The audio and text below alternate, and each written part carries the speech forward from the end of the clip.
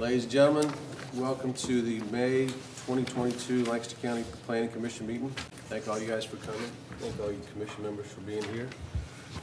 Did everyone receive their packets? The time to review them? Yes. Yes. Any updates to the minutes as they were presented? No. Always perfect. Always perfect. With that said, I'd like to make a motion to accept the April 21, 2022 minutes. All in favor? Aye. Thank you. Okay. Mr. Chairman, if you don't mind me cutting in. No, I was going to say, we're going to deviate a little bit. Mr. Barnes, take it away. I know y'all are aware that this will be my last Planning Commission meeting, at least in this position, and I wanted to thank you guys for working with me. I've really enjoyed being your staff person, and especially the things we've been through in the last 3 years have been interesting, to say the least, especially with the solar ordinance and all that stuff. I never knew I would learn so much about solar farms, but hey, that's what happens in life. So I want to thank you guys for your patience with me, your individual relationship I've developed with each one of you. I want to thank you for your service. This job is necessary and it's required by state code, but it's also important. I think that you guys represent a great cross-section of this county and the great people we have. You guys are very thoughtful about all the issues. You always listen to both sides. And it's great. It's really just such a low drama environment, despite what you guys are dealing with sometimes, where there's millions of dollars on the line and lots of emotion. And I want to appreciate y'all for being so professional. And I'm going to miss you guys, but I'm not going to be far away. I'll wave to you from the field. I'll think about you on Thursday nights, but thank you for your time and thank you for your service, and I appreciate my time with you, and I'll miss you guys. Thank you. Thank you. Thank you. Brian, on behalf of the Planning Commission, you will be missed. Your professionalism in getting us everything we need before the meeting has made our jobs, quite honestly, a whole lot easier. Thank you. So it's been an honor for us. I think I speak for everybody. Good luck in your new endeavors, and remember, we're electronically available every Thursday night. Oh, yeah. Okay, moving on ahead. Public presentations, we have none. And then item number 4, Mr. Barnes. It looks like you've got a continuation of a public hearing item, Lancaster County Zoning Ordinance, Article 28, Utility Scale Solar Energy Facilities, amendment to adjust setbacks and other updates. Yes, sir, Mr. Chairman. Thank you very much. This item was tabled last month. You held a public hearing on this ordinance amendment for Article 28 regarding utility scale solar facilities. The reason for the tabling was that you guys were missing a few members and you wanted to give everyone a chance to think about it for one more month, come back and let your fellow commission members weigh in on further issues that you may have thought about, and then possibly take a vote tonight and move this on to the Board of Supervisors for their action. Since then, I have received some public comment from the solar industry in 2 individuals particularly. I don't have anything new in writing for you tonight from them. I was expecting one from one individual who said he would get it to me by yesterday evening. I just checked the email. I did not have it yet, so unfortunately, I don't have that for you. But, So essentially, we're still where we were last month. you were still where you were last month. Now, as you move forward, you could make a motion to the board to either adopt it as it's been modified, or recommend that they deny it and keep the current language that they have. In other words, don't pursue modifying the ordinance. You could also recommend to them certain pieces. You could maybe make a motion that states that you feel some of this language that's stricter is too strict, and perhaps offer a recommendation for a alternate distance or some matrix thereof. But I think what we're looking for from you guys is a motion to the board that will recommend to them the way that you think that they should go with this ordinance. Okay. Thank you. Anything from Mr. Barnes before we open up the public hearing? Okay. At this time, we'll open up the public hearing portion for the solar ordinance. If anyone has anything to say, I'd please ask them to come up to the podium, state your name and district.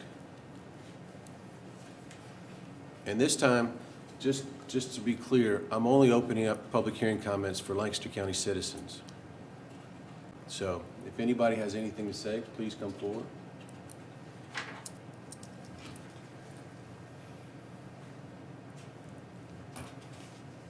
We've got one online.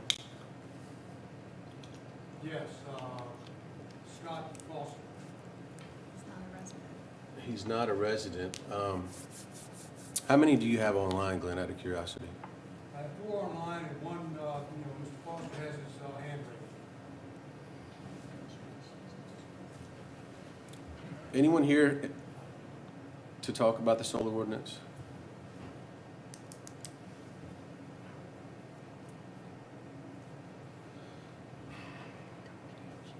No. Is there any way you can find out if it, tell Mr. Mr. Farsi, if you can hear me, I apologize. You've done a great job, but you are not a citizen of the county. We're only opening up the public hearing tonight because it's a continuation of last month's public hearing. He lowered his hand. So he lowered his hand. Okay. Anybody else on there, Glenn? Okay. The public hearing portion of this item is now closed. All right, guys, what do y'all have to say? What are y'all thinking? My line of thought was we'd just go through here quickly, line by line, with what Brian has done, see if it feels good to everybody or whatever, or get the comments that we have, and get this thing up to the board, because I know they want it. I just would like to make a comment. Yes. So I did walk the Akron property since our last meeting with Jason Bellows and measured out the distances. I do not think that anything in here is excessive except for the 5,000 feet on the historic overlay. The Akron Road site is pretty far back, but when you measure it, the 1,000-foot mark is only about half of the distance from Akron Road, or not from Akron, I'm sorry, from Route 3 to the beginning of the site. That 250 feet, it's like right in your face. After seeing it, I'm not opposed to any of these numbers, except for the historic, The 5,000 the feet? 5,000 feet. What I do think you that's a think? little excessive. What are your thoughts? I don't see any problems with it, just what Terry was telling me earlier. The only problem I seen was the only thing I didn't like was the Monday through Saturday, 7 to 7, as far as the work schedule. That was the only thing. Okay. Dave? I can't say that I'm for all of these. I am for some tightening of what we came up with. I think what we came up with was an excellent ordinance.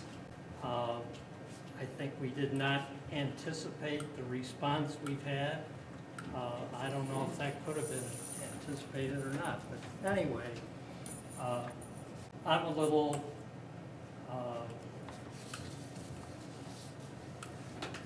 kind of warned off by the numbers that appear to be interested in starting a solar installation in our county. I think the Planning Commission didn't really get a sense of that because we dealt only with the small ones.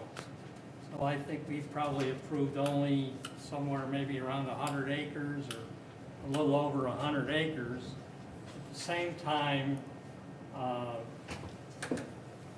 the board approved an installation of, I think, almost 1,500 acres.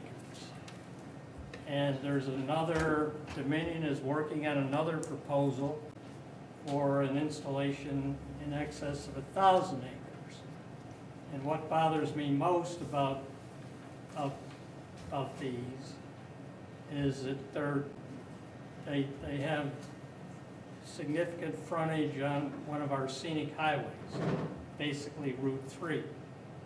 And Don talked last week about the threat of ending up with a situation where we have solar installations every few miles on our scenic highways. And as I've talked about 1,000 times here, that's our economy. Our economy is tourists who, you know, want to appreciate the beauty of our area, and turning those tourists into retirees who retire here and build homes, bring their bank accounts. That's what keeps our economy going. So I don't think there's anybody who can say that these solar installations are attractive. They're unattractive. And it doesn't matter how much screening we have, or really even how far back we put them, they're still unattractive. So I would like to see, and I said this when we wrote this ordinance, but I would like to see a prohibition on these installations on our 3 scenic highways, which we're supposed to treat with special care and be observant of the effect that things that we put on those highways have on tourism and our lifeblood as far as the economy. Anyway, I would like to see a prohibition on any more installations on one of our scenic highways. That would have a big impact, I think, on the Mary Point proposal. If it is a proposal, I'm not sure whether it's a proposal even yet, but that only goes before the board. At the same time, I see considerable value for our whole county and all of our residents in having some of these solar installations on some of our farmland for the farmers. First of all, it's a basic tenet of our country that a landowner should be able to do what he wants with his land as long as it's legal, as long as the enterprise he proposes is legally set up, and as long as he's not bothering his neighbors. To deny that to a legal and highly subsidized occupation, solar farms, I don't think we should have virtually an absolute prohibition on any more of those in the county. So I would allow them. I would increase. I'm not opposed to increasing some of these setbacks. As far as the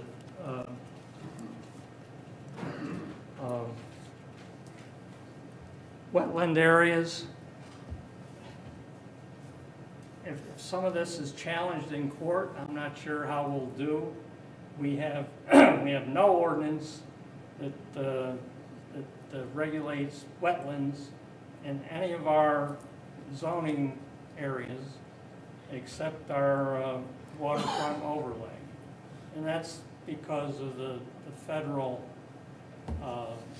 requirements as far as 100-foot setback from the water. But I mean, in one of our agricultural areas, you can have a hog farm, and you can run that right up to a wetland area. So, you know, since we don't have it for anything else, except where it's required by the federal government, I would think we would be on very shaky ground.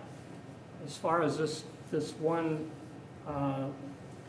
utility scale solar development shall be located at least 1,000 feet from all tidal waters and non-tidal waterways, I don't know that we even need that. We have a waterfront overlay now for any tidal water or non-tidal waterway. It's any land that's within 800 feet of that. So you can't have anything within 800, you couldn't have any solar installation.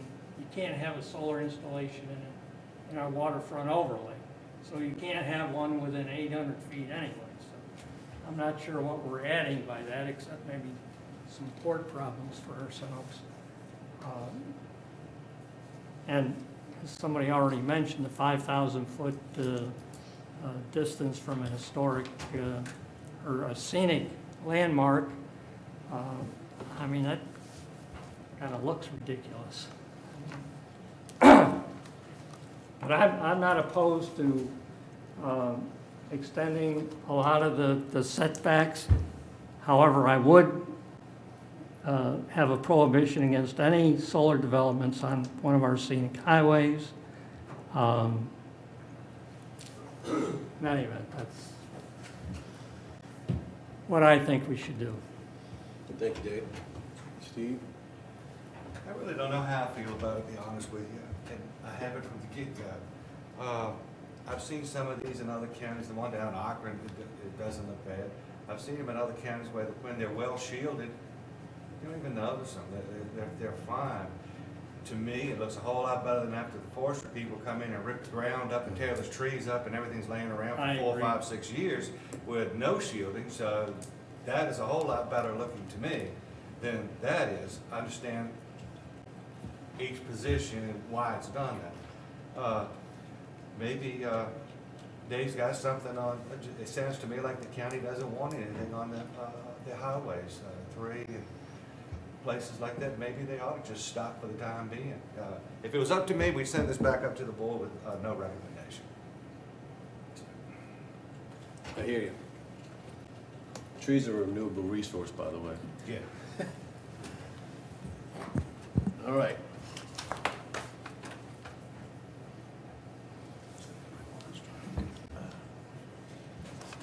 Boy, what did you mean by when you were talking about time adjustment? What didn't you like about that? I mean, just Monday through Saturday, 7 to 7. Think it's 7 excessive? Yeah, 7 p.m., So restricting them slightly? a little bit. Okay. I think it should be a little bit solar, but like Dave said, I don't think it should be on top of each other. I don't think it should be too much of it, not all at once anyway. Okay. So if I'm hearing collectively, we're fine with increasing some of the setbacks in our recommendation to the board. I think it's unanimous. We all feel that the 5,000 setback is, that's fine. Question for you, Mr. Barnes. Are we in conflict with our waterfront overlay district? If we recommend 1,000 feet, when in essence it's basically 800 feet, which is what the original ordinance was, if I'm not mistaken. Correct, yeah. So the interesting thing about the W1 overlay is that once staff, Mr. Gill, myself, Mr. Farrell, we started really digging into the W1 overlay. Remember, the W1 overlay came into being in the late 80s during that effort to try to rein in some of the rampant waterfront residential development that was occurring at that time. It specifically states in that W1 ordinance that it only applies to residential uses. So what we found, and Jim Cornwell, the county attorney, got us straight on that, is that, and that's why it's recommended to strike it here, because there's really no way to now make the W1 apply. So I think the concern was that the county would possibly get one more large utility scale project that would be 1,000 acres plus coming in, and that project could be located 100 feet off of a tidal area with 200 acres of panels, and the runoff that could be produced is just not going to be able to be absorbed in a 100-foot buffer. So putting an 800-foot buffer in there with the W1 was great until really reading a strict interpretation of that W1 would mean that in a court case, it just would not be able to be applied if somebody, were to challenge that in court. So I think that has to go, because W1 does not apply to agricultural uses at all, forestry uses. And I think that's why you see number 7 there under 28-5-2C setbacks with the 1,000-foot, 500-foot. Now, what's interesting is you have number 5 that says we're asking for a fenced area solar arrays should be a minimum of 250 feet from the edge of tidal and non-tidal wetlands as identified and delineated by the Army Corps of Engineers. So you do have two different numbers. One's 250 and then the others are 1,000 and 500. So throw it up against the wall and see what sticks. I don't know which you want to do. Do you want to recommend to strike 7 right now? So instead of 100, you're at least going up to 250.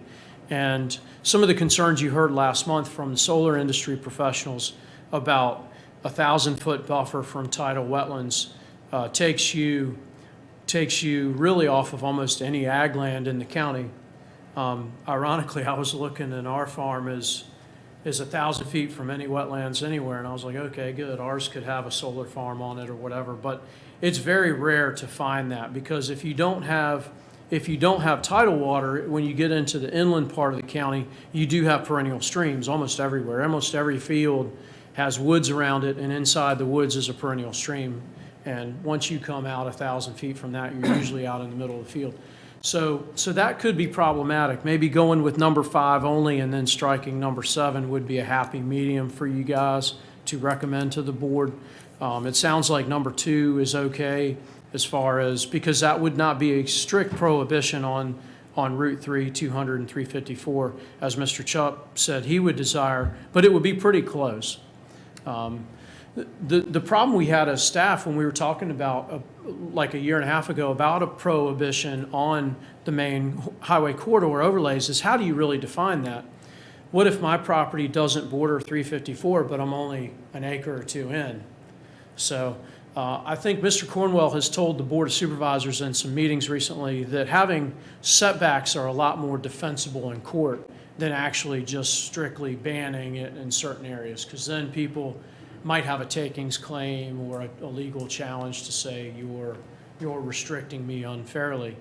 Whereas with setbacks, you have a justification for it. Wetlands, and we even say in here, identified by the Army Corps of Engineers and DEQ. So it's, and the Clean Water Act and state law does require protections for wetlands. So there's a backup for number 5. Number 7, if you think that's too strict, then do away with it. But number 7 was born out of the fact that W1 cannot apply to solar at this time. That's what I don't understand, Brian. The way I interpret it is that any piece of property in the county within 800 feet of a tidal or non-tidal waterway is automatically W1 Correct. and subject to the 800-foot. If it's a Restriction. residential property. If it's residential use. It can Yep. only be residential property. So these solar installations cannot go on that within 800 feet. Well, They the cannot go solar, with it closer than 800 feet to tidal waterway. well, solar is not permitted in R1 districts, so, and there are not many A1 or A2 parcels within 800 feet of tidal waters, but there are several, and some are pretty big, so, yeah. But you're- they're automatically classified as W1. I don't have my code book with me, but it does state in the ordinance that this ordinance, basically, I don't know if it says it shall apply only to residential.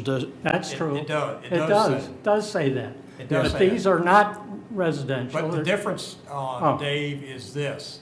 W1 only applies to parcels created after the enactment of W1, which Okay. was May 1st, 1988. There are large parcels in the county that are zoned A2 that were created prior to that date, that if they're not residential and they're agricultural, then that's where the solar arrays could fit in. That's right. I see. Within 800 feet of tidal Within waters, 800 yeah, feet. yeah. And I think that's the concern.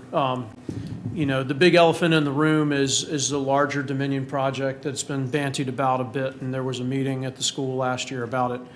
That has not come forward in any sort of submittal yet, but I think that's what the fear was, that could choke up on the Caritoman River headwaters pretty closely without any sort of recourse for the county to be able to push back in certain areas. Thank you, guys.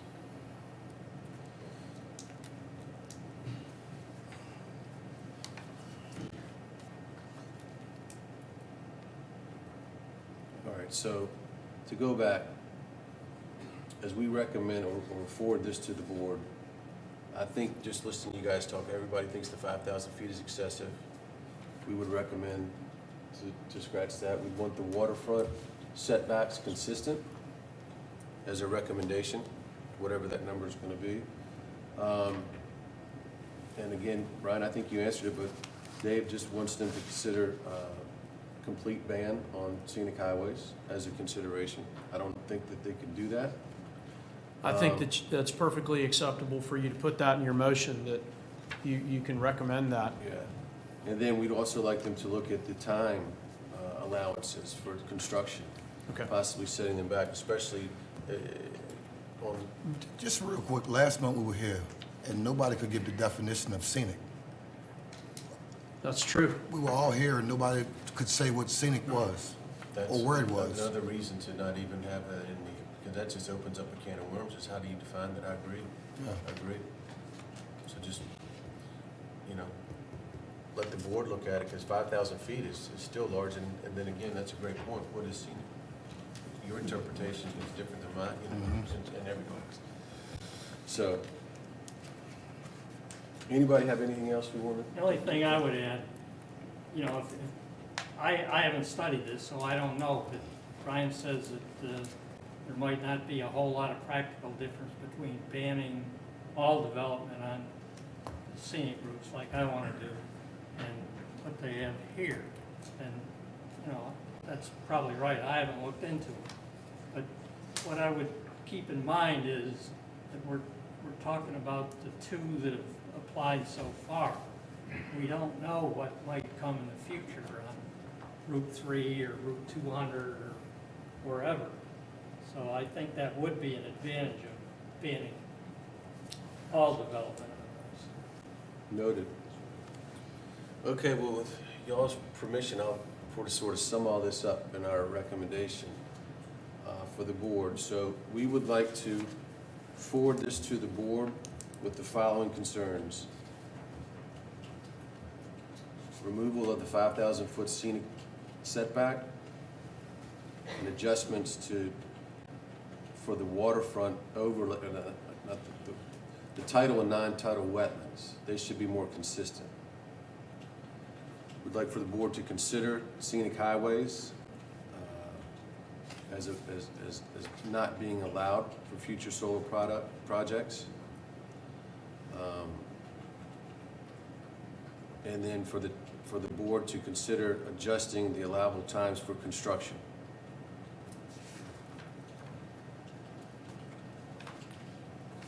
On number 6, you just basically talking scenic, you talking historical too, because and there's two things in that Both. sentence. My thoughts is just 5,000 feet is just too much for anything. For both of them, so. Yes, sir. you Make that, For scenic and historical, yes. yeah, okay. But we might need to look at deleting scenic if no one can define it. Yeah, yeah, but really we talking really both historical, that 5,000 is too much. Yes. Okay, we've got a motion on the board as far as sending this for consideration to the Board of Supervisors. All in favor? Aye. Aye. Opposed? All right, thank you, guys. Solar. I told you Tell you'd you hear it what. again. Man. Okay. We got quite a crowd in here. I know y'all didn't come up here for the solar ordinance, did you? Okay, Mr. Barnes, we've got our second public hearing item tonight. We've got an application of change of zoning district classifications. Nathaniel M. Everett, applicant, R1 to M1 on what we now know as two adjacent parcels. Mr. Barnes. Yes, sir. Thank you, Mr. Chairman. You have the memo packet before you regarding this rezoning application. In the past couple of years, we've done several rezonings where parcels that are zoned M1 and that were previously seafood working waterfronts have been rezoned to R1 in order to allow for residential construction on those former seafood places. We did Abbott's last year, the Abbott Seafood, Morgan Seafood. many others have been converted. I think the most recent acquisition by the county of the old, it was also a Kellum-owned seafood packing house that is now going to be developed into county public access, was, to be fair, stalled in this body last year because of a difficulty finding consistency with the comprehensive plan for that rezoning, because I think it was identified that the working waterfront you have in the county, you really want to keep. You can't afford to lose any more, to be fair. So that one did not successfully get rezoned. The county did acquire that and is working on that project. As you see in your application packet, you have permitted uses that have been proffered by the applicant. Of the 32 uses in the M1 district, 19 have been offered to be struck. 2 that remain still require a special exception if the owner of the property, after rezoning, wanted to pursue them. One's marina use, and the other one just escaped my mind. That being said, I just want to say one quick thing about M1. So our zoning ordinance was developed in 1975. A lot of the terminology and a lot of the uses come from that vintage, except for the newer articles like the one you guys just amended, Article 28. We did that very recently, so that's a little more up with the times, if you will. But some of these older uses are kind of catch-alls, and I think M1 is like that. And in discussing this with this applicant, he's very clear with his desire. It's a business he's already in, and you'll hear more about that from him. He's here. It would be great if Lancaster County and other Tidewater counties had a district that was like SF1, Seafood 1, or something like that. When you see the word industrial, I think people get scared. Maybe sometimes for good reasons, but a lot of times probably for not good reasons. For lack of a better word, seafood use is considered industrial. But that doesn't necessarily mean it's smokestacks and loud noise and things like that. So I just want to clear that up, because I did have a call from somebody in the public about that. Well, industrial, what does that mean? Well, it's the best possible use that really fits. You don't really want a C1 district location right on the water, but M1 does fit. Seafood is directly mentioned in M1. And until the county someday maybe comes up with a different zoning designation just for working waterfronts, or maybe WW1 or something like that, this is what we have to work with.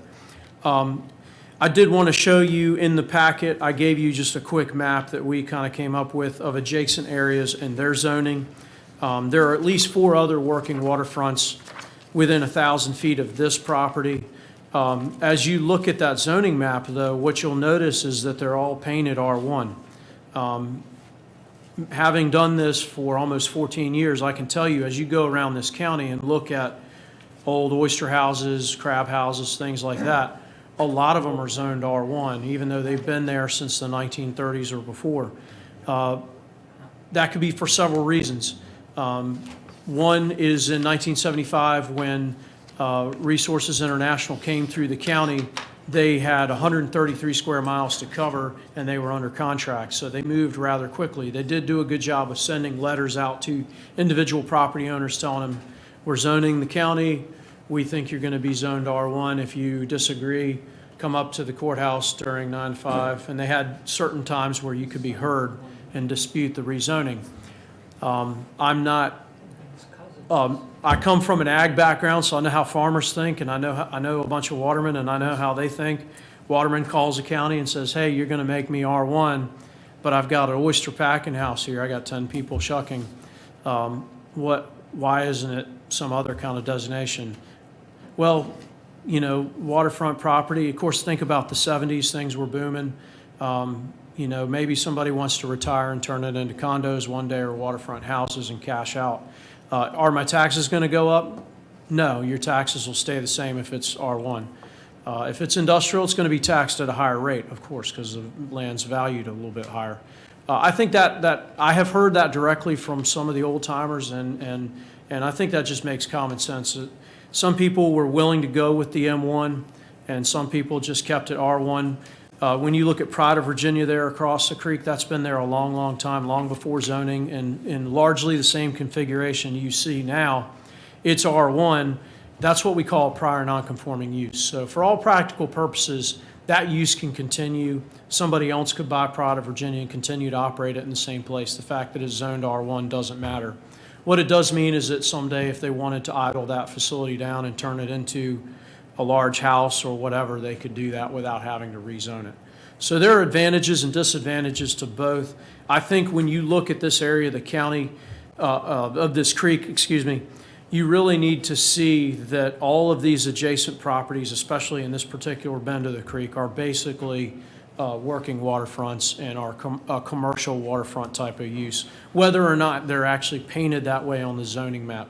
You do have Mr. George's property not too far away that is zoned M1, as it should be. So I just wanted to point that out real quick. You do have additional information, quite extensive. I don't know, you had it before you came, so there's a lot to look at there. Just for the purposes of the minutes, I'll just state that I put in there the NOAA numbers. I gave you pretty big numbers from NOAA on fishing impact, and I just wanted to kind of back them up with where I got that from. And I've also had many conversations with Omega over the years on their payroll. Their payroll, just Omega, in Lancaster County is pretty shocking. It's a huge, huge payroll in this county. I know Mr. Chupp stated how important tourism is, but really, really and truly, commercial fishing in this county, and really if you lump in the maritime trades in general, include tugboat staff and captains and people like that, and then the support staff, it is a huge, huge chunk in this county. I don't know, it's been really hard in my time here to come up with good numbers and percentages, and I've even called the hospital to try to find out what their payroll is and things like that and balance it out. But just if you lump in all the seafood and all the maritime trades together, it is, I would dare say it's probably 30% or more of the employment of this county, which is huge in a small county like ours. And as far as we are from being able to commute to any other locality, you know, there are good paychecks in that as well, and good livelihoods there to be had. So it's an important industry. I just wanted to back that up with those numbers on the fishing impact. There's an email on there regarding improvements from VMRC that the applicant garnered, also septic suitability statement from Bay Design, support letter from the Virginia Watermen's Association. You do have a letter of concern from Mr. Farley and Mr. Smith. I included that in here. I don't know if they're here or if they're going to be able to weigh in online for you. There's a letter of objection here from Mr. and Mrs. Nelson, care of Rumsey and Bug. Mr. Bug is here to represent them. I'm sure he may wish to speak. I believe he signed up. He also included a letter of objection from Mrs. Kelly. And with that, if you don't mind, Glenn, I did want to show, the applicant wanted me to show this video on working waterfronts in Lancaster County. And if we tried to do it when he was speaking, it might get a little wonky. So if you don't mind, we're going to go ahead and play it now.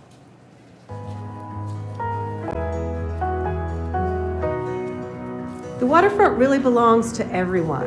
Watermen, boat builders, charter boat fishermen, residents, we're all living together, working in this area. Living on a working waterfront, all I can say is, wow, this is as good as it gets.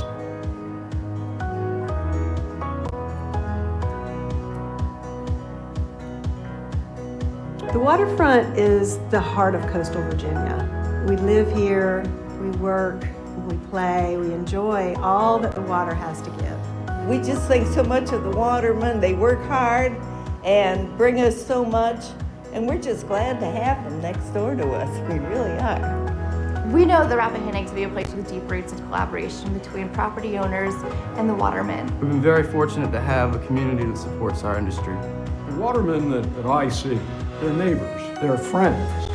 These just aren't strangers that appear on the horizon. It's good that people are moving to the area. People actually are intrigued when they come here and want to know, what are you doing and how's that done? That's what we're doing. It gives us the opportunity to actually help the river and improve the quality of the river. The oysters filter out pollutants, they help clarify the water. It's about building a healthy bay, healthy rivers that we can all benefit from. So to have the Rappahannock come back, it's very emotional.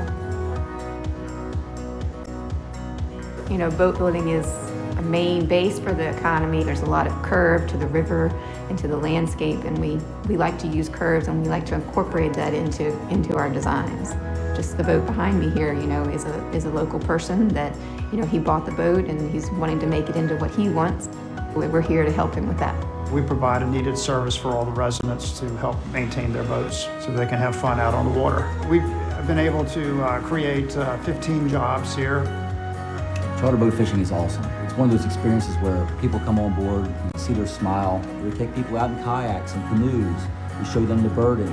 I'd like my customers to come away from fishing with me with the experience of how it is to live and work in a waterfront community. This region is something that is ingrained in us. It's something that we've grown up with and become a part of. Working waterfront brings us together. It brings us together economically, it brings us together ecologically, and it brings us together socially. It is the lifeblood of the Virginia coast, and we have to protect it for future generations. This collaboration is working for everyone, and it's creating a vibrant and lively community that is sustainable indefinitely. It's a new chapter in our life, and we're very, very excited about it. Welcome aboard.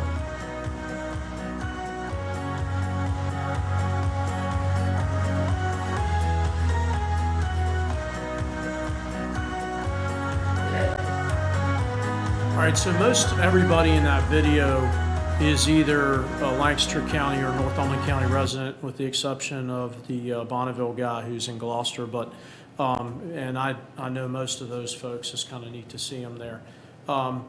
This issue's not easy though, and as you see with your protests, you've got to balance. And I'm thinking of what we do with solar projects with the 2232 review, where you balance location, character, and extent. This is a very similar kind of thing. You've got to look at the location, the character of the request, and the extent of what the applicant is asking for and is expected to use the property for. I think it's inarguable that working waterfronts are necessary, and at a time when we're kind of looking at food shortages in the United States and things like that we didn't expect to occur, that a source of food production in the county is important to establish, as long as it's consistent with the comprehensive plan and as unobtrusive as possible to the neighbors. Getting from here to there is why I'm glad to be sitting here and not there. So with that, I'll entertain any questions you have of us, of the process. Bill and I have been around to answer questions of the public or try to help folks figure out how to attend and weigh in or what have you. The applicant is here. I know he would like to speak, and others, perhaps you want to talk to him before you open up the public hearing. That's up to you. With that, I'll entertain any questions you have. Anything other than the 3 letters? Any phone calls? Phone calls from those people in addition to, and I always recommend that folks put it in writing as well if they want to. So there were no additional. There were no additional calls beyond other than that. The 3. No, unless you received some, Bill. I don't think so. All right, so okay, just want to make sure. You guys have any questions for Mr. Barnes? I've got your sir. No, sir.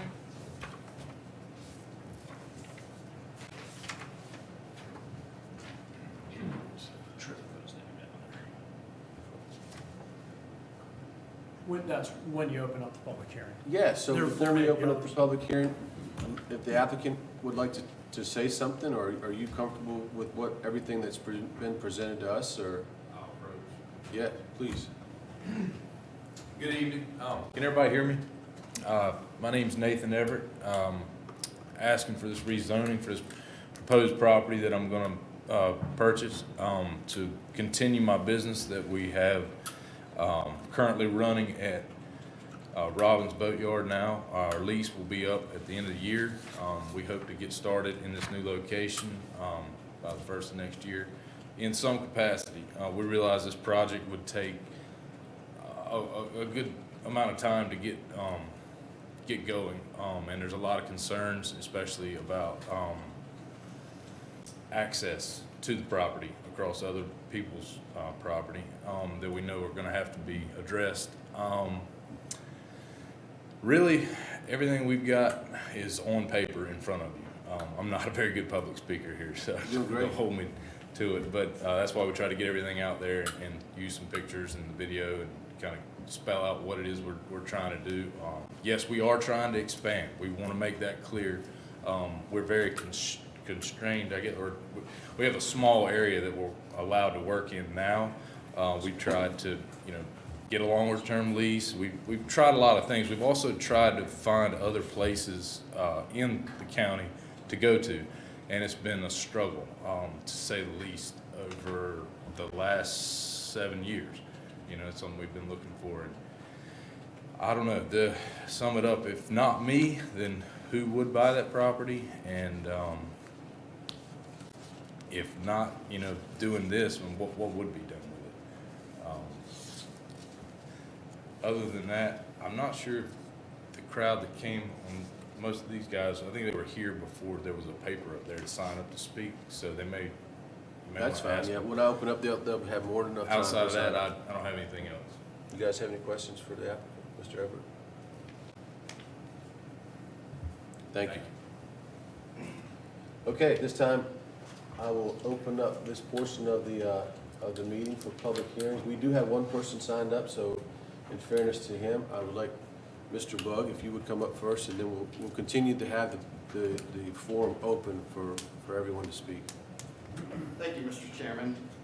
The fact that I have a binder with me is not indicative of how long I'll be up here tonight. Just keeps things organized. Hopefully all of you have received and reviewed my letter dated today. This is a brief restatement of that letter on the record tonight.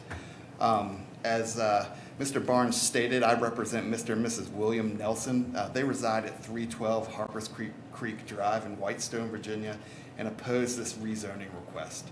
Not only is the Nelson's property immediately adjacent to the subject property, but the right-of-way to the subject property travels directly through the Nelson's backyard. Furthermore, this right-of-way is the Nelson's only means of ingress and egress. That is one of the biggest problems we have here. I know Mr. Barnes mentioned 3 items: location, character, and consent. Location is a big item here. The Nelsons are very concerned with the reality of heavy trucking through their backyard should this rezoning request from R1 to M1 be granted. Furthermore, while the Bay Act will likely restrict the impact of structures being constructed on the subject property, the Nelsons also have significant concerns about the negative impact on their water view that the addition of structures on the subject property could have. As this commission already knows, the subject property is located at the end of Harpers Creek Drive in Whitestone, Virginia. Harpers Creek Drive is a single-lane gravel road with very few areas large enough for even a passenger-sized vehicle to pass. When 2 vehicles meet while traveling in the opposite direction, one of these vehicles is forced to reverse until it can come to an area wide enough to pull over to allow the other vehicle to pass. This was the case when I visited the property yesterday and witnessed this firsthand when I met another vehicle on Harpers Creek Drive. It is our understanding that the applicant, Mr. Nathan Everett of Still Kicking Seafood, wants to purchase the subject property to expand his wholesale seafood business. This business will likely facilitate the need for large refrigerated trucks, including semis, to use Harpers Creek Drive and could pose a serious impediment to the Nelsons and other residents of the area. The concern is that large trucks could block residents in, prevent emergency service access, and pose safety risk to people and animals using the road adjoining these properties. Since a fairly significant portion of Harpers Creek Drive encompasses wetlands on either side of Harpers Creek, it cannot currently be widened without destruction of wetland areas or by cutting into private properties. It is acknowledged that the Nelsons and others in the immediate vicinity operate similar businesses. That is not denied. But they operate those businesses on a much smaller scale than what is predicted that Mr. Everett's business will be. Thus, the rezoning request as currently proposed threatens to significantly impact the Nelsons' quiet, peaceful, and safe enjoyment of their property. Accordingly, the Nelsons hereby request that this application for rezoning from R1 residential to M1 industrial be denied. Alternatively, if approved and forwarded to the Board of Supervisors, we implore that this commission issue such approval with the special limitations outlined in the application and any other limitations that this commission could impose to limit the impact of this rezoning on the Nelsons and others. I will make abundantly clear that the Nelsons support Mr. Everett and his business. They want Mr. Everett to succeed.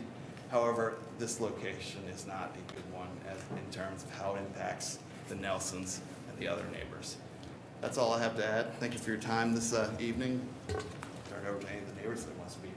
Thank you, Mr. Can I Martin. ask one question before you leave? Yes, Are the Nelsons absolutely. permanent residents down there? Yes, they are. Good question. Okay, if anyone would like to come up, I'd ask.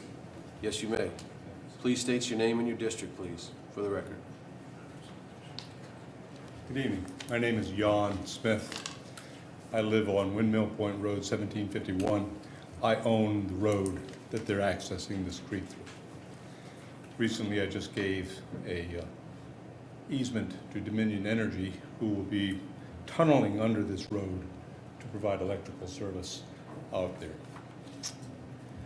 I've lived in that house, that 100-year-old house with 2 waterman shacks on the cove itself, and I have a 30-foot pier there. I have to say the 10 years that I've lived there has been harmonious. I've gotten along well with the 4 sons. I've gotten along well with Cully's Railway, predecessor to the Nelsons, and that's with the observation that with the current use of that road and the vehicular traffic, when 2 cars do meet, as Mr. Butt said, they come on my property, and if it's been wet within the last week, the ruts are really deep, and it takes a long time to straighten them out.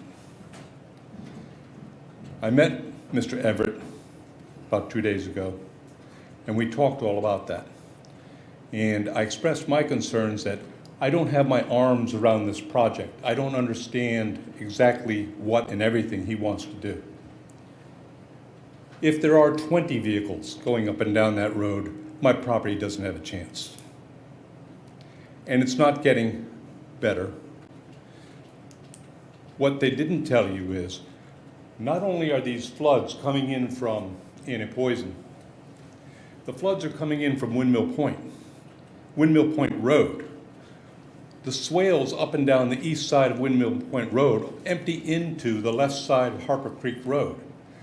There is a basin there of catch water that must run at least 200 yards, and with the king tides we experienced in the last few weeks, that water is 3 feet deep all the way. There are 3 culverts under Harper Creek Road that empties that water into Harper Creek.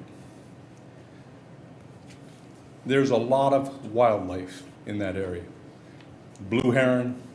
There are 12 deer that live somewhere in the bamboo forest adjacent to my property and come across it all the time and go through that basin. There are muskrats there. I have some serious concerns about preserving all of it, as well as, and first and foremost, and in support of waterfront watermen, maintaining the harmonious relationships that I have with my neighbors. Thank you. Thank you, Mr. Smith.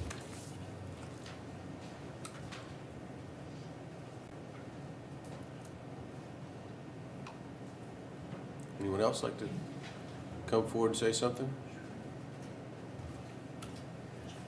Hello, my name is greetings. My name is Austin Robbins, and I just wanted to read a short little thing. I'm writing this in support of Nathan Everett and Still Kicking Seafood and the proposal for getting the zoning changed at the Harper Creek Drive property in an industrial zone in order to accommodate the continuing growth of the seafood company. I plan to cover my personal story and the impacts that it's had on me, as well as the future of SKS and the Waterman community at large, especially in the younger generations. So while my family has been in Whitestone for several generations, working on the water, My personal history here started 4 years ago. After I was done with college, I had no intention of coming to this area. It was completely by accident. But I found Nate at Still Kicking Seafood, and he offered me a job. That job went from a couple months into 4 years, and I still continue to work on the water in some capacity. I've gotten certain licensing, moving up the ladder, and I'm continuing to look forward to that. But when I started, Nate started out with a small boat, a pickup truck, and one dock. It was a lot of hard work. I sweated a lot, but it was a lot of fun. I learned a lot, and I saw him grow. I got to see him grow before my very eyes. We went from that small operation into taking over a 50-year-old fish house and cleaning it out, reinstalling everything that we needed to get done, putting in ice machines, making it so that it was something that was optional or operational again. But it wasn't without challenges. Certain challenges, such as having to pack in 6 to 10 inches of water, because when the fish house was built, the water table was much lower. Now it's rising. But we also saw daily retail customers come in. They also were able to get fresh catch seafood right from the dock, from the boat. They loved that. As word of mouth passed around, more seafood customers came. They were able to get crabs, seafood of any type, and it was a great thing to watch and experience. There was, we started out selling to one crabber. They would come in and bring his crabs to us. That grew quickly into 10, 12. I'm not sure how many it is now because I only work there part-time, but it's quite a few different watermen that are supported by this one business. As the demand grew, we continued to grow, and the role that we filled was also able to work with Kellum Seafood and Pride of Virginia, and we continue to keep those relationships today. Let's see. So I guess what I'm saying is, from what I saw, is when we started out, it was a very small operation, but it was continuing to grow, continuing to employ more people, continuing to get more watermen involved, especially younger watermen such as myself. And that was something that I was extremely interested in. Now, as far as moving forward, I would love to see that this area be rezoned to allow for a new, updated commercial fishing operation to be successful. As most of you know, the commercial fishing operations in the area are pretty old, and there's not many that have been started in the last 10 to 15 years. And that reflects in, again, like I said, the water being in the fish house when you're trying to pack fish. If you're able to do this and update it into 2022, you're able to start from scratch, build on all the effective measures that you've learned over the years, and you're able to make something that's extremely efficient and extremely productive as far as being a fish house. Along with that, we here in the area of Lancaster have a great resource in the seafood that we have, either in the Rappahannock River, even in Poison Creek and Little Bay, all around the area. It's a great resource that we look to take full advantage of and be able to sell locally to the restaurants, to the local customers, and be able to go and export it outside of the county in order to bring in revenue for the county. So I guess in closing, when you're considering all these all these proposals and stuff, I just ask that you consider what it does for the younger generation. I know that I want my kids to be able to grow up to have opportunities to be employed in this area, especially in the waterman community. I see a lot of older watermen, but the younger watermen have a hard time finding reliable places to sell seafood to at all times. But Nate was able to open up a seafood place that was open every day of the week. Anytime you could call him, you could bring your seafood into him, and he would make arrangements in order to either have your seafood taken and delivered somewhere else, or to pack your seafood for you, allow you to pack your own seafood. It's very accommodating. And so I guess that's really all I have to say as you guys consider this rezoning. So thank you. Thank you, Mr. Roberts.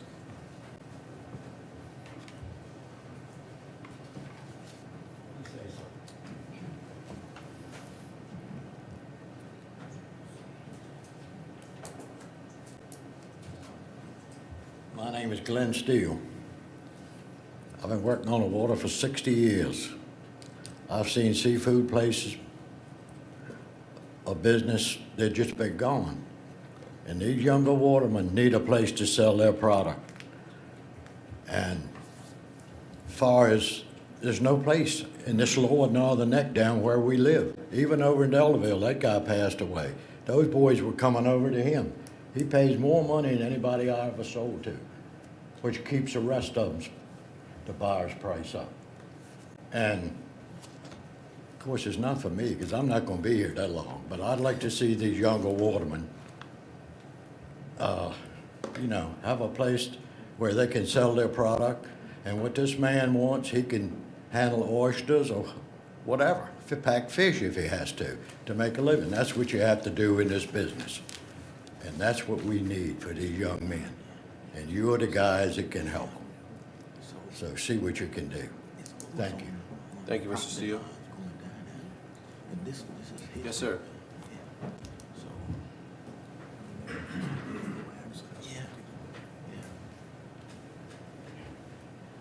My name is Tim Thompson. I publish a magazine about the Virginia seafood industry. I've done that for the past 7 years. And I've traveled all over the Chesapeake Bay and Eastern Shore from 301 Bridge to Chincoteague. And the magazine's going strong, and our Virginia seafood industry is going very strong because people work very hard to make it successful. It's not easy these days. The problem is 99% of property, waterfront property in Virginia, is private property. There are no places for working watermen anymore, particularly to expand. And not so recently, as Mr. Robbins said, in the last 10 to 15 years. North Carolina has great access for their watermen. Maryland has great access for their watermen. Virginia can't do it. I highly recommend that you change this or find Mr. Everett a place to work. He's a very successful waterman. He's come up here from North Carolina. He's created a lot of value in a county that has a great seafood and waterman heritage. You've got some of the greatest watermen in the Chesapeake Bay living out in Whitestone and Windmill Point. You've got some of the greatest fish boat captains in the history of the Chesapeake Bay that live out on Windmill Point and Whitestone. And you see the great generations here before you, the young to the old. And Nathan's right in the middle. And he's helping the younger guys and he's helping the older guys. He is a true asset to this county. And I'm very proud to know him. And I wrote a story about him in my magazine about 2 or 3 years ago. I don't know if you've got a copy of that. I'll be happy to provide you a copy of that. But he's just created a lot of value for a lot of people. He is the only wholesale crab buyer in the lower northern neck. That's a big, big deal, okay?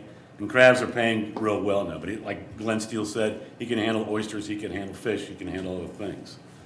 So Lancaster County has got to change to SF1 or WW1. They've got to find a way to do that because they're gonna lose a lot of revenue and a lot of goodwill in the community if they don't support working waterfronts. That video tells it all right there. And the support that you see for Nathan here in this room tonight is the kind of support that a lot of people have for the waterfront. I understand the concerns on the other side, but you've got to find ways to help these watermen. There's no one on the bay that works any harder than Nathan Everett and some of these people that you see before you. And we're all happy to see Nathan succeeding, but he's got to have some room, and he just can't find a place, as you've heard.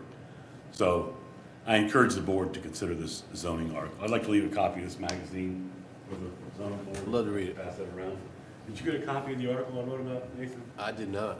Okay. Yes, it's in Oh, pack. it's on the last page. I encourage and invite you to read it. Thank you, Mr. Thompson.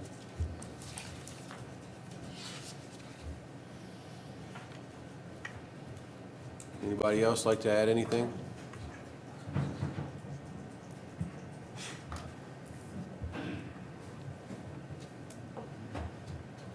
I'm Ernie George, and I live directly across the creek from this property he's talking about. And it would be nice to look out the window and see something going on there besides a growed up house that's been there for years. And nobody comes down and nobody does nothing. And I'm so proud of somebody young trying to get in the seafood business. I've been on that creek and there's nowhere to sell crabs or nothing until he came out. Years ago, it was 3 or 4 bars on that creek and all of them gone. I think it would be a good thing for the county. Thank you. Thank you, Mr. George.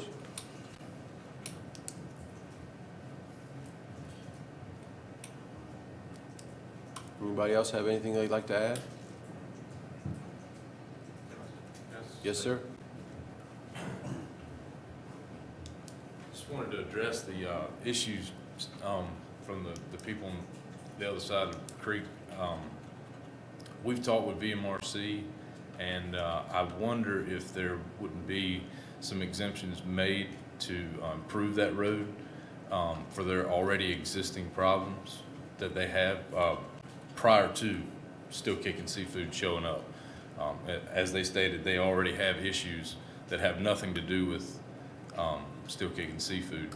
I believe widening the road to the west or the north, not towards the creek, but to maintain the deeded right-of-way which is a minimum of 20 foot and will be surveyed out soon, if not finished today. That is not really asking for anything that's not already been,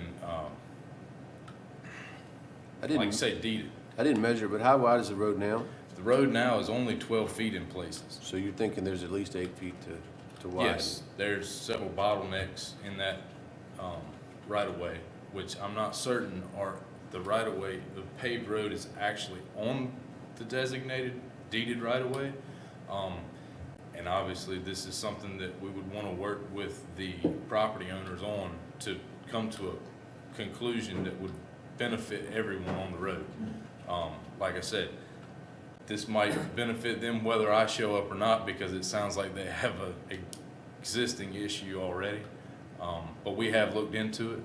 VMRC does see potential and a way to, deal with that and the wetlands and keeping everything in perspective. The flooding and the under the ground, the tiles, to get rid of that storm water, that was part of the discussion as well. Maybe an increase in size of that, and also the height of the road. If you were to raise it, you would definitely want to use bigger tile, and that would also cut back on the water coming across the top of the road and losing part of your road. So anyway, just wanted to throw that out there.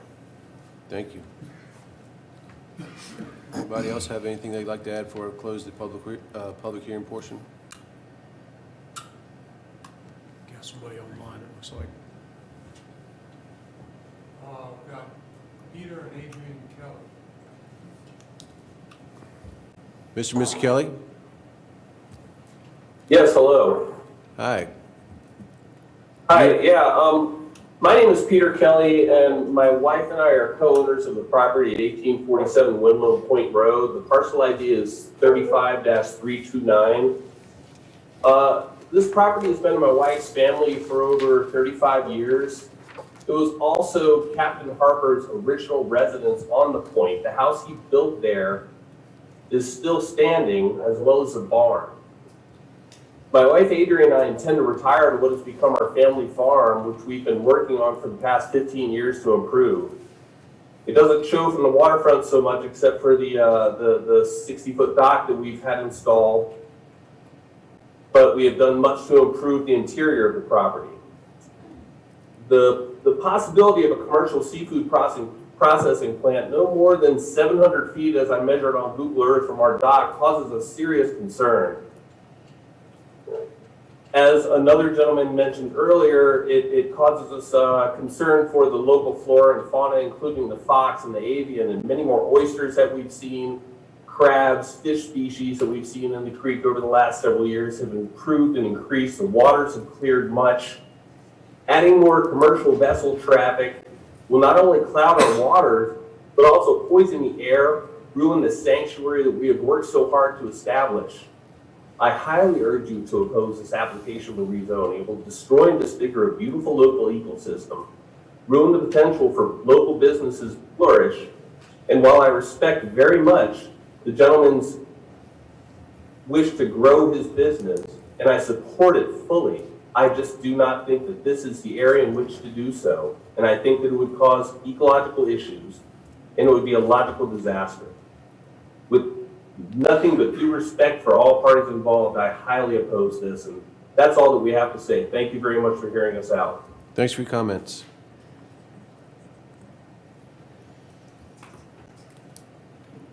Anybody else?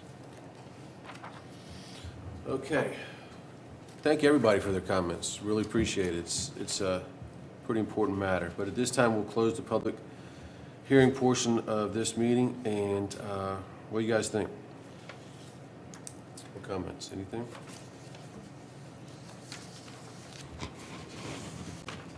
Well, it seems to me that a lot of the problem between the two parties involves this road. That's not the only problem, but it seems to me that maybe a lot of the problem could be solved if the two or three parties who have the road problems got together and talked about how to work out the problems. Has that happened yet, or? Is that question directed toward me? Yes. I've spoken to I've spoken to the property owners on the other side of the creek, and I don't have all the answers. I don't want to even pretend like I do. I've just done a little bit of homework, and I think the impression that some of them got were that I was going to try to use the road as it is now to run my business, and that is not at all what I had in mind.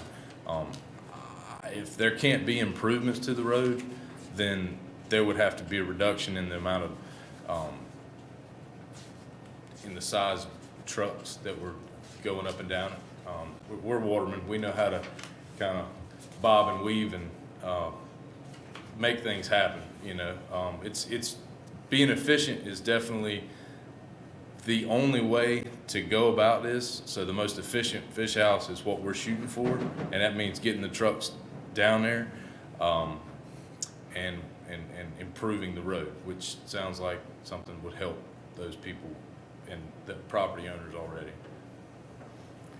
So you're willing to put some money and property? I think, yes, sir. The elephant in the room is that who's going to pay for this? I'm trying to run a business at the end of the road, and yes, I am prepared to fund the road if I'm going to be.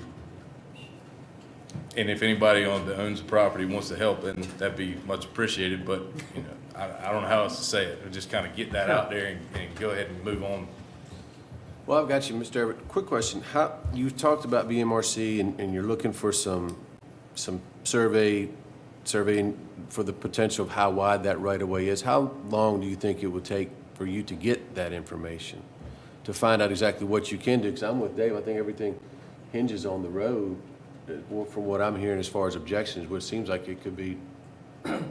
Yeah, I've talked with Jay Woodward, and basically he said that if you've got a right of way, then that's what your right is. And if you want to expand it, he's suggesting or stating that it needs to go away from the creek, if at all possible. So there may have to be some compromises made for landowners, and I guess that's kind of over my head. I'd be speculating to say any more. Okay, fair enough. But the deed right now, because you mentioned something like 20 feet.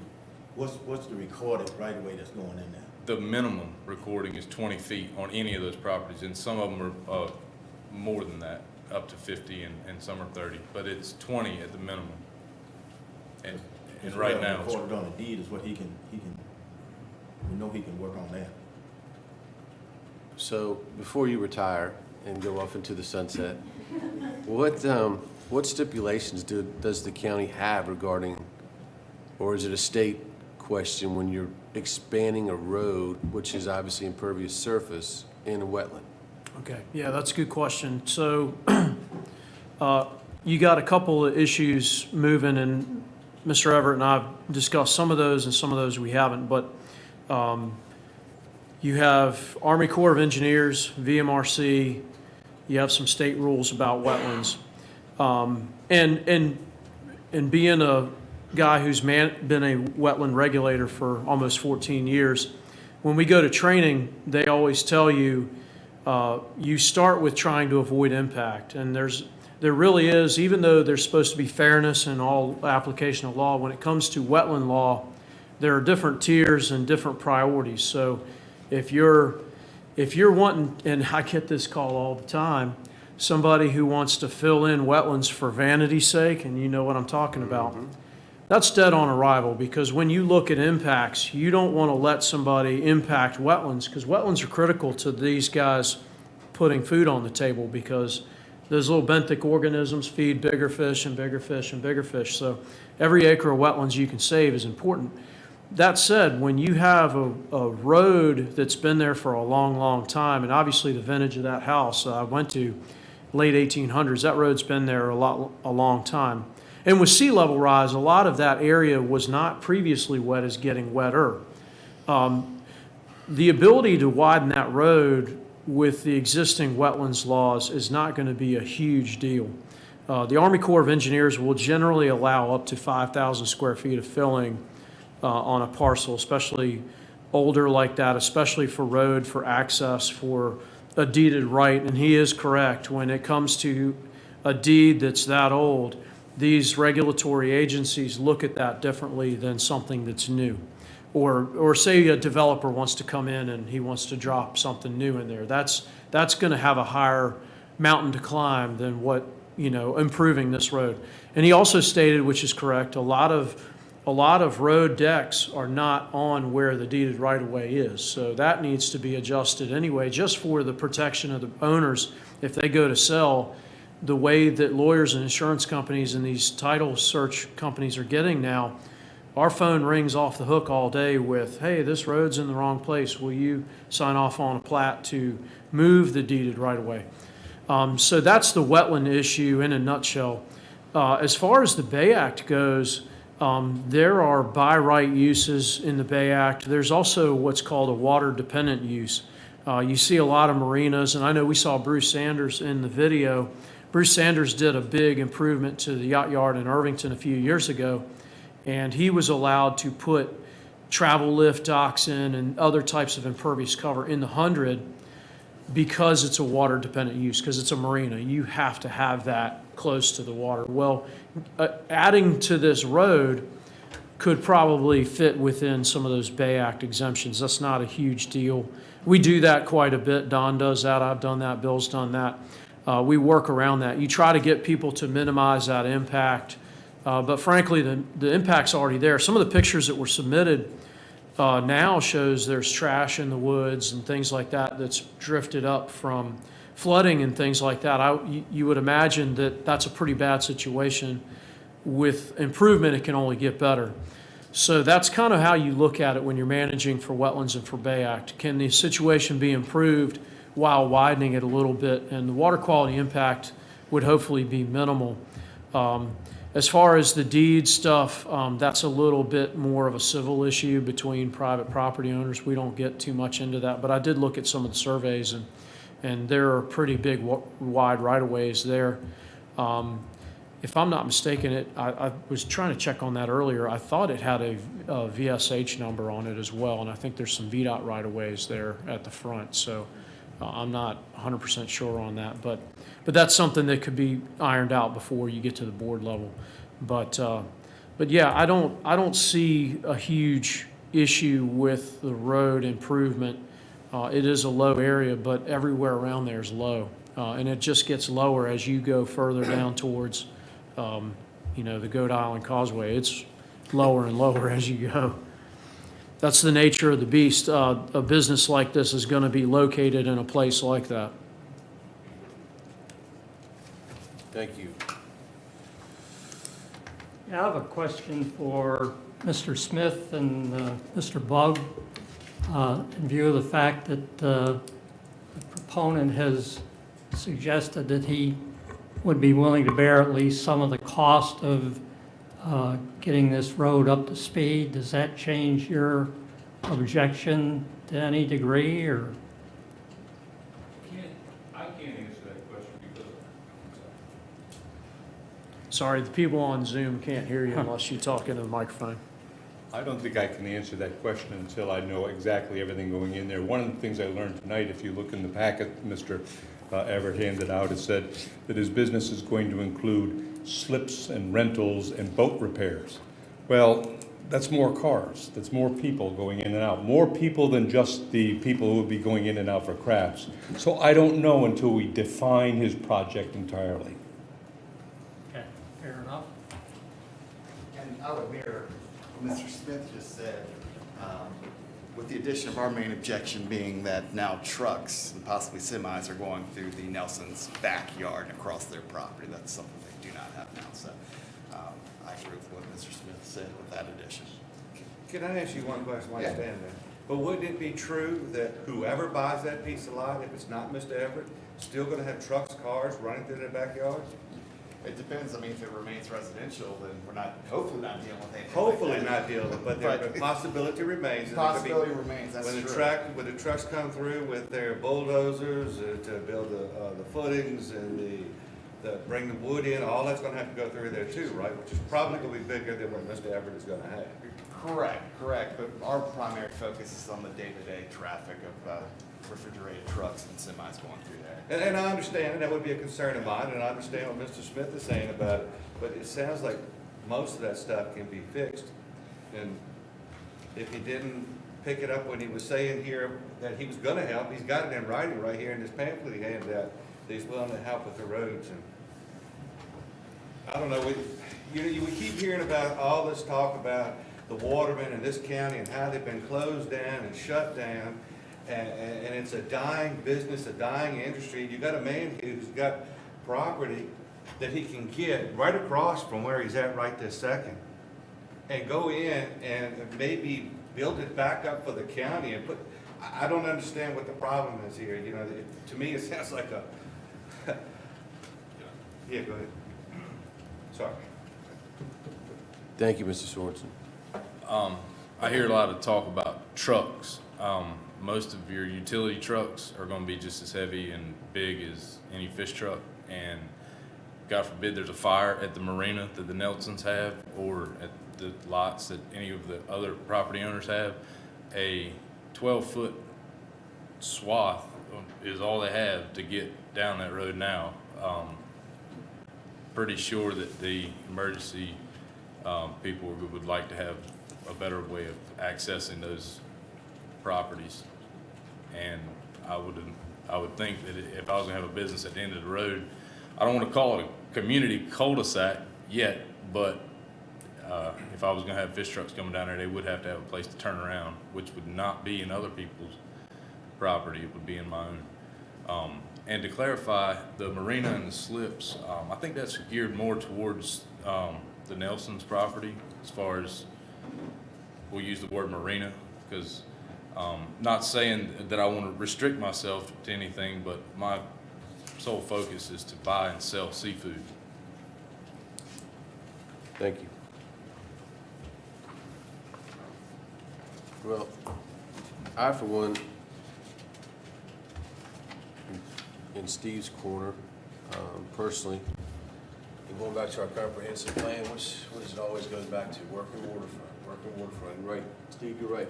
Correct. That's all that's been in front of us is zoning what was seafood, oyster, crab operations from their original intent to residential property. So it's kind of refreshing to see this young man, wanting to go the other way. Now, that said, it does sound like there's some road issues that all parties are gonna have to go with, but it is nice. I'm just glad to see one going away. I'm glad to see a business thriving, and again, that's what this area is all about, seafood businesses. But anyway, what do you guys think? I agree. Good thoughts. We always talking about solar, right? Yes, So- always talking about So solar. hunting, fishing, crabbing, oystering, farming, that's what we're known for, this county right here. And I think we should support the local guys. I see a lot of the guys, in the beginning was all older guys. Now I see the younger guys working the water all the time. I mean, when you're sitting in your favorite restaurant in the summertime, where do those salt crabs come from?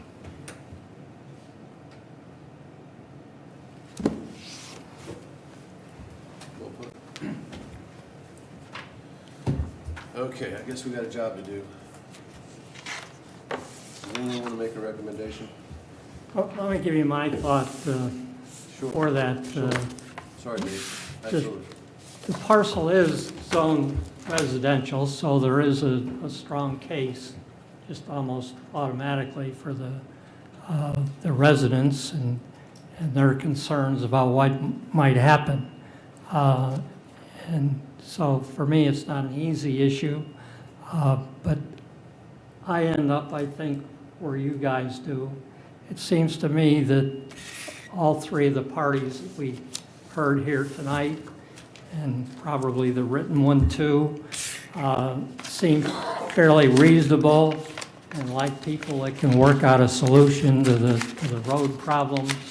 And this is a very badly needed facility in the county, and so I'm going to vote to approve it. Well put, thank you, Dave. Would you like to make a recommendation?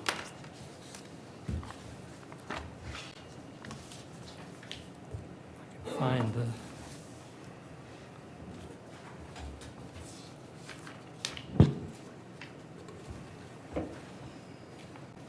Okay.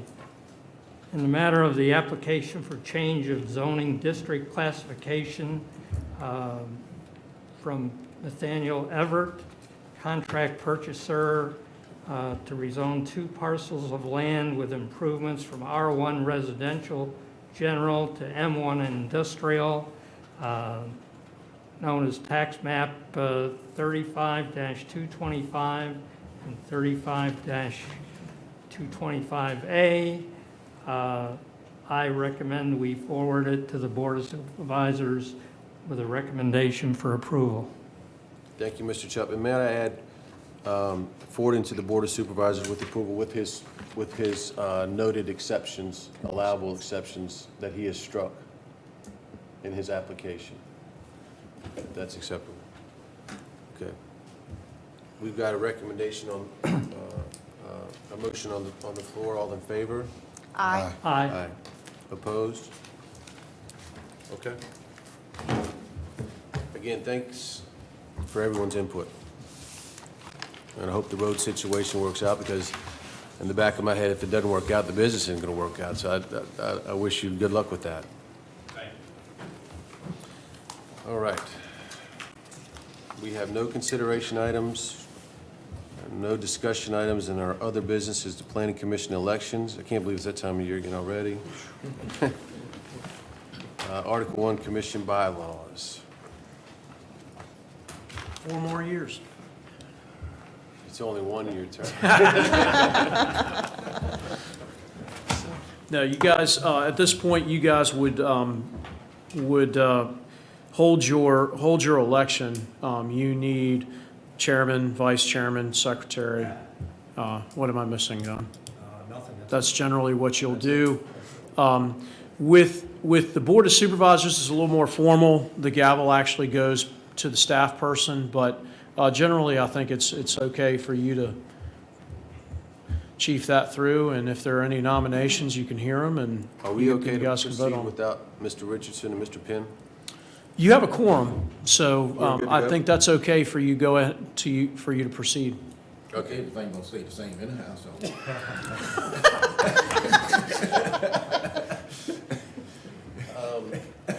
If you don't feel comfortable, you could table it. You guys generally waive off either June or July, but I don't see that would violate your bylaws, but then you might have the same people, so I would go ahead and do it. But you guys, y'all feel good? Somebody want to change anything? Does anybody have any nominations for anything? My feeling is that we've had a winning couple running the show for a few years, and I see no reason to change. I will nominate our same chairman and vice chairman. I guess we take them one at a time. Well, you can do the whole slate, but don't forget the secretary as well. Ah, Yeah, well, I don't know about Crystal. That's not changing. That's mandatory as well. After all my complaints about her all these years. Okay, well, I will nominate. Want to be over here? While the schools are going back in? Well, you're okay? Yeah. But you're good. Pardon me? Go ahead. Steve's going to do it this year. I'll make a recommendation, we keep the slate the same as it's been for the last year. That would be you as president, chairman, Tara as vice chairman, and Crystal as the secretary. I'll second. Okay, we have nominations to basically keep the commission the way it currently is with the second. All in favor? Aye. Aye. Aye. Thank you, guys. I don't know whether to thank you or not thank you. I don't know. We'll see. Brian, again, It's been fun, buddy. Good luck with everything. Yeah, good luck. You're thanks. gonna be missed. You're Thank you. definitely gonna be missed. Probably be called on sometimes. I've got your cell phone number, unfortunately. Maybe Charlie Costello and I can sit together now.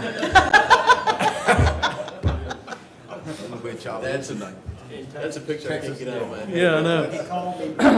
Anyway, any new business, anything, right now as it stands, it looks like we're going to not schedule a June meeting. Is that correct? Do we have anything on the docket? I don't have anything for you yet. So we're scheduled to have a, You're scheduled to have a bye anyway, I think usually either June or July, so that's up to you guys. I know that would help Tara better if you had a bye in July, but yeah, what would you rather? Well, I won't be here in July for this meeting, so Do we have anything coming up? you don't have anything, there are no applications right now. You may want to wait a while before you jump into Chapter 7 of the comp plan. You gonna be okay? All right, so we'll pass on June as of now. If something comes up, as always, I guess we'll be on call for that. Yeah, but the advertising deadline would be Memorial Day. So I don't believe. Anything's gonna come up between then? You'll have a new staff person, so it might give them a chance to Give them time to get used up to things. speed too, yeah, that makes sense. Okay, All right. Thank you. thank you, everyone. I have Thank you. two small items. We got 2 minutes. Absolutely. On the thing we just did on the ordinance amendment, Article 28, on page 3 of 5, we have a change there that we never went over. It's at the bottom of the page. It talks about additional reasonable costs for the services of engineers or other technical experts. Where's the answer? We're adding that in. It seems to me that that needs to be rewritten. It reads awkwardly. I would propose that we change that to any cost for the services of engineers or other technical experts required to properly evaluate any aspect of the solar facility shall be borne by the applicant/operator of the facility. You all have already that's made what I your motion and forwarded it to the board, so what I would suggest is you just read into the minutes what you would like the Board of Supervisors to consider, and they will get copies of your minutes. I was gonna So- suggest even attaching it to the minutes if Yeah, possible. well, it'll be in the minutes, Okay. but you said you had something else as well, so. did you- Yeah, well, that's just a grammatical change. It reads better. Oh, you missed that. The other thing is that we had two of our members that weren't here last week, and I wanted to call attention to this anyway, even if they hadn't been here. Last month, we had a FEMA flood plan ordinance update to review, and I don't know if you guys remember it, but it was a god-awful thing. I mean, it would have taken me a week to really study it and come to some intelligent conclusions, and I'm not sure that anybody in the planning commission did. But there was a guy that did. Don Gill studied that thing, I would guess 6 or 8 hours maybe. he was bored. Yeah.